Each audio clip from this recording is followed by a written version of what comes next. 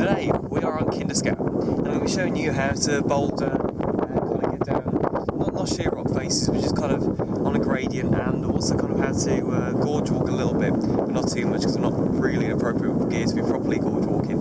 But I am on top of Kinder Scout, which is the highest peak in the Peak District at 630 metres high, and you can see the amazing views all around me. I'm stood on a very narrow rock at the moment, so this is a bit precarious. Yeah, so hope you enjoy. So this is we're gonna kind of be bouldering and kind of do a gorge walking down today. And the most important thing before you start is that your laces are tight.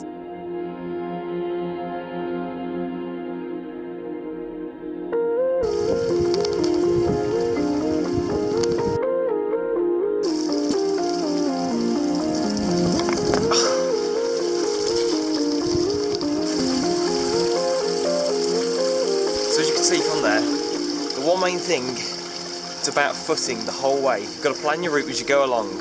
I mean, already, as you're on the next boulder, you've got to be looking at the next thing you're going to go for, and that's how you're going to do this.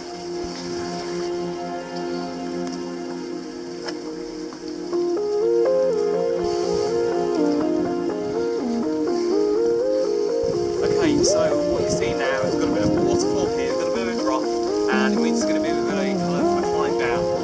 Now the main bit of this is you've got to make sure at all times you're in contact with the rock. You've got four things that can possibly be in contact with the rock: 2 hands, 2 feet, and make sure they are. Now what we're going to do, you want to get your hands into the little cracks. You want to watch your feet as they go down. Look for the cracks, watch your feet. All the way down. And even sometimes just gripping onto a bit of grippy rock like this can really help. It doesn't always have to be a matter of finding a handhold. As you can see here, I've always got my hands on the rock, feeling way down. There we go.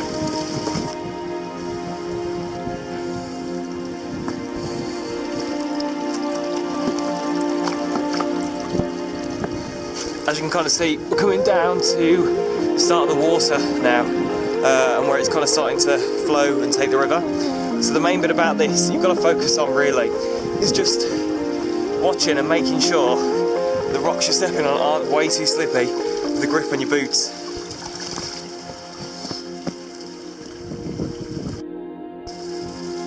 As you can kind of see just there, this flat bit I'm on at the moment is actually quite slippy.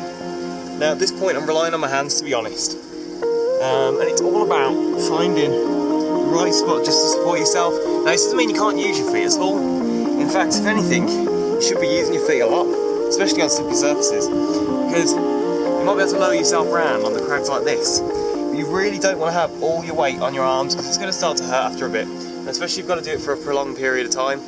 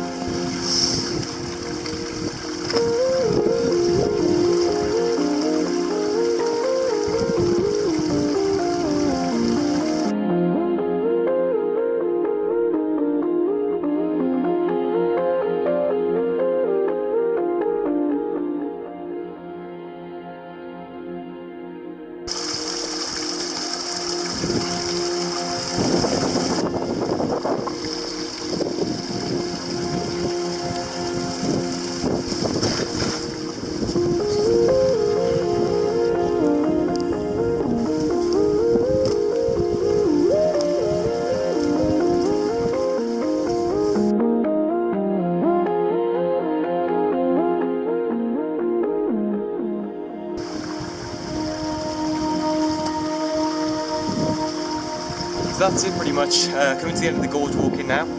And one last thing I've got to say, to be honest, is check the weather. Because if you're going to plan to do a gorge walk or a boulder where there's a river or something like that, the weather can really affect it. And you've only got a bit of rain or something like this, especially near the top, and all of a sudden the amount of water can triple within the space of perhaps 10 minutes, and that can be really dangerous for you. So always watch that. Always make sure you've got an escape route, always like laces, 4 points of contact, and rock fall. much good to go, to be honest. So just make sure, listen to the kind of points I've given you today. And anyway, that was the gorge walking adventure. Hope you've enjoyed. If so, give us a like and subscribe. So see you later, guys.